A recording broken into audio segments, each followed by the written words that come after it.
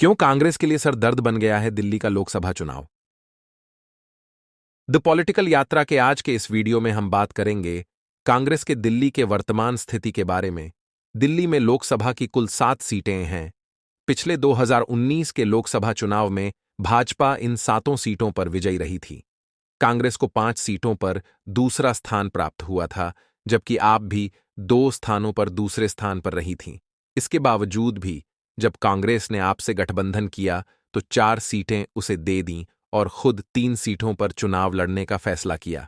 पर इस लोकसभा चुनाव के बीच कांग्रेस पार्टी में सब कुछ ठीक नहीं चल रहा है। एक ओर अरविंदर सिंह लवली ने दिल्ली प्रदेश अध्यक्ष पद से इस्तीफा दे दिया तो दूसरी ओर कांग्रेस कार्यकर्ता कन्हैया कुमार के खिलाफ फिर खड़े हो गए हैं। रिपोर्ट्स में कहा जा रहा है कि अरविंदर सिंह लवली के इस्तीफे के पीछे की वजह है आपके साथ गठबंधन के अलावा कन्हैया कुमार भी एक फैक्टर हैं। साथ ही साथ उत्तर पश्चिमी दिल्ली से बीजेपी के पूर्व सांसद और अब कांग्रेस नेता उदित राज को टिकट दिया है, जो कि लवली को पसंद नहीं था। कन्हैया कुमार की इमेज टुकड़े टुकड़े गैंग वाले नेता की मानी जाती है। मूल रूप से वह बिहार के रहने वाले हैं और अपना पिछला चुनाव भी वह बिहार के बेगूसराय से लड़े थे।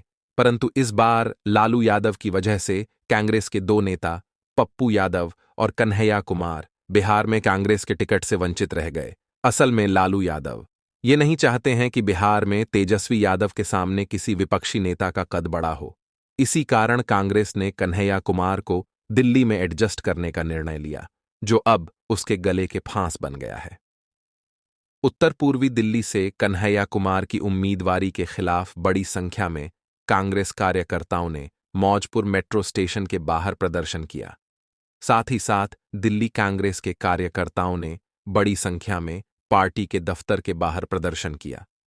कार्यकर्ताओं का कहना है कि उत्तर पूर्वी दिल्ली से किसी लोकल को ही कैंडिडेट बनाना चाहिए, न कि किसी बाहरी को मौका देना चाहिए। आलाकमान का यह फैसला अब लगता है उन पर ही भारी पड़ रहा है। बता दें कि मौजपुर स्टेशन के पास कन्हैया कुमार का एक चुनावी कार्यक्रम होना था, जहां वह पार्टी के लोगों से संवाद करने वाले थे, लेकिन उससे पहले ही उन्हीं के पार्टी कार्यकर्ता कांग्रेस दफ्तर पहुंच गए और खूब नारेबाजी की। विरोध प्रदर्शन बढ़ता देख कांग्रेस के ही कुछ ऐसे कार्यकर्ता थे जिन्होंने कन्हैया का समर्थन किया।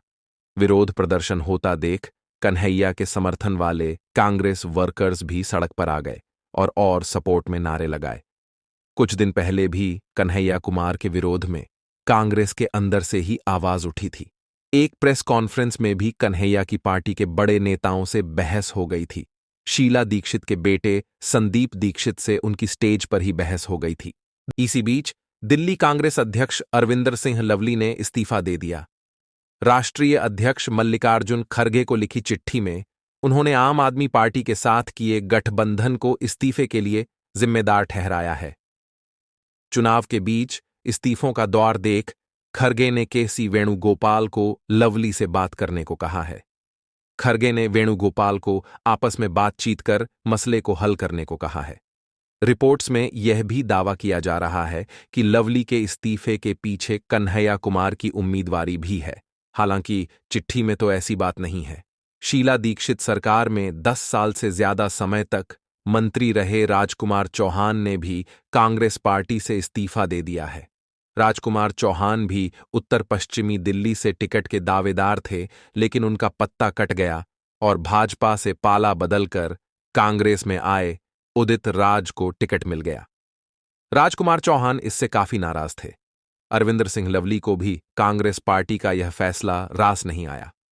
टिकटों का ऐलान होने के बाद दिल्ली कांग्रेस प्रभारी दीपक बाबरिया ने पार्टी नेताओं की बैठक भी की थी, जिसमें जमकर हंगामा हुआ था। लवली के इस्तीफे के बाद दिल्ली में कांग्रेस के अंदर चल रही गुटबाजी खुलकर सामने आ गई है। कांग्रेस 2 गुटों में बंटती दिख रही है और दोनों गुट एक दूसरे पर काफी आक्रामक हैं। इसी क्रम में कांग्रेस के पूर्व विधायक आसिफ मोहम्मद खान के साथ कांग्रेस के ही कार्यकर्ताओं की ओर से धक्का मुक्की का मामला सामने आया है।